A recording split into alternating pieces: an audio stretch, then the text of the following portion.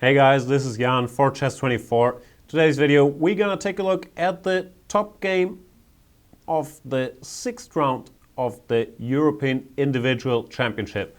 Complicated sentence, we're dealing with a game Jan Nepomniachtchi against Anton Korobov. Korobov, after 5 rounds, is in the lead with 4.5 out of 5, while Nepomniachtchi is half a point behind. Here we see Jan Nepomniachtchi, whom we covered in a video showing his kind of lucky win in the 4th round against Mr. Romanov.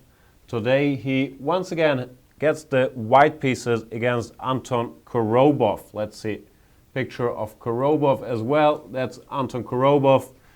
The Ukrainian might not be that well known, rating very close to 2700. Had a fantastic tournament in the World Cup, which Vladimir Kramnik won, where he made the 5th round and only lost to Mr. Kramnik himself. Very strong player. Rumor has it, I've never checked frankly, that he took a break from chess for 4 or 5 years and only made a comeback after that, but he's certainly been doing very, very well since then and is in the lead here. Nepomniachtchi, we've talked about earlier, former Russian champion, coach of Magnus Carlsen, one of the strongest blitz and rapid players in the world. The slight favorite on paper in this matchup. Let's see what he does. Goes for the move 1c4, just as in his last game. He uses c4 as a transpositional device. He's trying to make it harder for black to, for example, go for the Nimzo Indian when now there is the move e4, and therefore force black into the openings he likes. So after e6, once again, he doesn't go d4 yet, but he goes knight to c3, and once black has committed to d5, which Korobov does, now he plays d4, and probably both sides are quite happy having reached this typical Queen's Gambit decline position.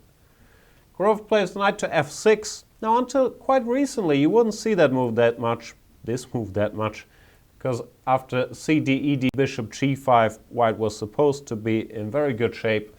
But the recent work of guys like Mr. Kramnik, Mr. Carlsen, Mr. Andreikin has shown us that life is not so simple here for white anymore, which meant this line has become more popular and white has started not going for cd5, but going for the move knight f3 here, transposing to the Queen's Gambit decline, mainlined after bishop e7, if black so pleases, or to the semi-Slav, which Korobov chooses after the move c6. Semi-Slav, one of my favorite openings, spent a lot of time analyzing the move bishop g5, which you don't see that often nowadays. White typically chooses between e3 or g3 in the recent highest level games, with e3 being Nepomniachtchi's choice in this one, inviting the so-called, what do you call it, the Maran variation, I believe. Knight bd7. Here the main move used to be bishop d3, dc4, bishop c4, b5, with quite sharp theoretical play. Those interested in that line should study the classics from the Kramnik against Anand World Championship match in Bonn 2008. And many guys are not in the mood to allow such a sharp line with white, and therefore they play the move queen c2 here, making a useful half-waiting move. Now dc4 is not very good yet because of bishop takes c4 in one go. So black typically develops his bishop first with bishop d6 and waits for white to go bishop d3, which we see in this game. Of course, it's not the only move. A lot of moves have been tried here. b3, bishop d2, g4 is a Latvian favorite, h3, all kinds of moves, but bishop d3 has been at the forefront of theory recently. Now black takes, he castles first, castles, now he takes, e5 has been played quite a bit by Anand and other guys, leads to a position black can probably hold, but where he's fighting for a draw only, which was not Korobov's intention. He goes for dc4, bishop c4. This position, the last time I've seen a lot of it was in the match Anish Giri against Alexei Shirov played a couple months ago in Hocheveen, where Anish Giri showed 2 very good ideas for white in these lines and put a lot of pressure on Alexei Shirov. Shirov chose the move b5, which we also see in this game, played by Korobov. Alternatives are the move a6. a6 might look a bit weird, but intending to prepare b5, and c5 at black's court, and has quite a following as well, but recently b5 has been more popular. Another move is the move e5, playing the center. Ponomarev once beat me with this move. Has a worse reputation, but I think it's quite playable as well. So b5 was played in our game. White has a choice between bishop d3 and bishop e2, both very theoretical. Bishop e2 is the move played. And Korobov tries to surprise his opponent in this position, which is still quite well known, by playing the move a6. Main line here is the move bishop to b7, when white once again has a white choice, although this is very theoretical stuff. e4 is one of the main tries, and rook d1 is the other main move here. a6 is a quite logical move. You protect the pawn on b5 in order to go c5 ASAP, and in some lines the position of the bishop on c8 even has its advantages. One of these lines where a6 makes a lot of sense, for example, is e4, e5. Here with the bishop on b7, white would typically take and now go knight h4 or knight d4, playing to jump here, but with the bishop on c8 that's no longer a very good option. Black would just go c5, showing another plus of a6, that you have defended your b5 pawn already. However, a6 is a bit slow, and Nepomniachtchi plays a move here which I think is a very good idea. It's only been played in 1 or 2 games before this, but it is, in my opinion, the critical way to meet a6. I had quite some analysis on this idea as well, because I like it for white. Knight to g5. This is not so much intending to deliver checkmate on h7, because h7 is still protected. It's probably not going to happen. First of all, it stops c5. Black goes c5 here. Now white plays knight c to e4 and wins that pawn, or at the very least picks up the bishop pair. Both of those options not very appealing. And secondly, knight g5 strangely prepares the move e4. Let's say black went bishop to b7. Now e4 is very strong, since after e5, d takes e5, knight takes e5. With his knight gone from f3, white has a move f4, gaining space in the center and gaining a very, very serious position. So black should not do either of those, and Korobov plays a critical move, the move queen to c7, counterattacking against h2. And if white took a timeout here to play h3, now black would be in time to play c5, since knight ce4 no longer does a lot of damage with his bishop defended. Instead, the white idea was not to protect his pawn, but to once again go e4, capitalizing on the fact that black cannot go e5 so easily, because you take it and now play f4. However, black could have, and I think should have, take the pawn on h2. Korobov did not do this, but I think it is the critical line, which of course you're a bit reluctant to enter if you're surprised by this and you don't want to run into home preparation. After king h1, sorry, white not only threatens e5 winning the piece back, or g3, but he also has positional ideas. After bishop f4, for example, which looks like the more logical move to keep this bishop alive, e5, it turns out white has more than enough compensation. Bishop takes g5, bishop takes g5. And this position is actually pretty grim for black, who misses his dark squared bishop and is stuck with a passive bishop and lack of space. So the critical line, which of course is very hard to play without home preparation, is the move c5 in this position, which I'm sure Nepomniachtchi had analyzed, but looked like Korobov was caught by surprise, did not go for this. c5, black tries active counterplay, threatens c takes d4, and the position just becomes a total mess. After e5, c takes d4, e takes f6, threatening checkmate, by the way. So you go knight takes f6. The moment white is a piece up, but this guy is pinned, and black already took 3 pawns for his piece. It is total chaos. Computers say it's about equal, and serious further analysis would be required to determine who's better and why. f4 is one move, knight f3 is another move. It's a mess, and I'm sure we will see it in practice soon. Not in this game, however, because Korobov played another natural move, which is more risky than it looks like, though, the move h6, attacking this knight. Now, white was not planning to retreat, because after knight f3, e5, black would just have won time compared to normal lines and would be in very good shape. Instead, the white idea is to go for the move e5.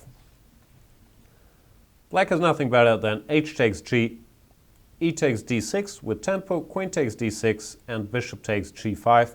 And it turns out that black won a pawn after queen takes d4. But once again, white acquired quite some positional trumps for it. First of all, black had to give up his dark squared bishop, which will be missed because the dark squared squares in the black camp are kind of weakened. Secondly, the h7 pawn has disappeared, which means the black king is also slightly weakened. And thirdly, white has very easy development for his remaining pieces, and white has the two bishops, which are always a nice asset in an open position like that. Not saying white is winning here or anything, but white did get more than enough compensation, and I don't expect this line to be repeated very often by players defending the black cause. h4 was played here. This is a move I would never have thought of even, and I'm quite impressed with it. It's very direct, but you also need a lot of judgment to see you can get away with this in an open position like that, to just play h4, intending to play h5, h6, and soften up the black king. And it turns out you can. I'm quite impressed with this move. I would never have considered it. I would have played something like rook a d1, queen somewhere, queen e5, let's say bishop h4. And white seems to have pretty decent compensation as well, planning bishop g3, bishop d6. But Nepomniachtchi shows his creativity by playing this move, which turns out to be very, very unpleasant to meet as well. Black plays bishop b7. Maybe this was a luxury he could not afford, bishop b7, intending c5, of course, natural, but he's never going to get in c5 under the circumstances he would like to. Maybe this was the time to play c5. I guess he didn't like bishop f3, but after rook a7, at least there's nothing decisive yet, and the game would continue. Instead, bishop b7 was played, rook a d1, hitting the black queen, queen to c5, threatens b4, but also stops the strategic idea of playing c5 yourself. So white, of course, avoids the black threat with queen to d2.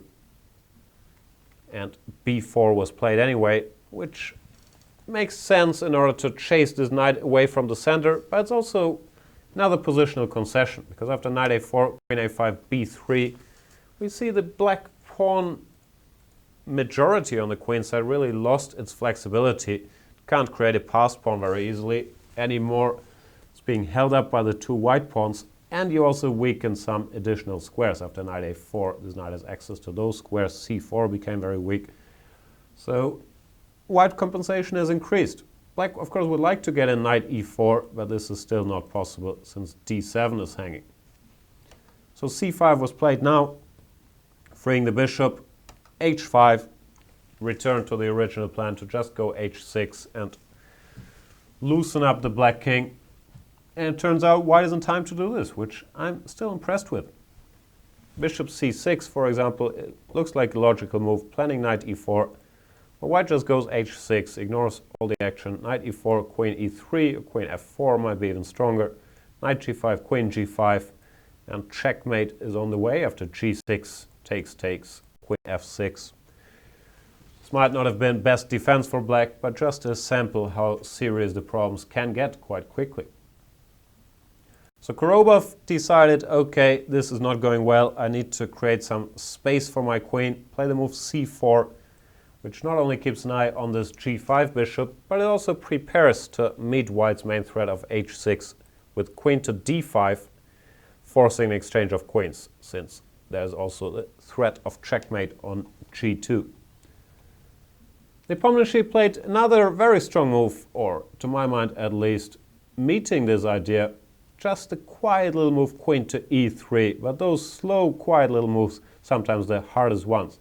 Queen e3 takes d5 under control and stops knight e4 with tempo, and it turns out black still has very serious problems to deal with.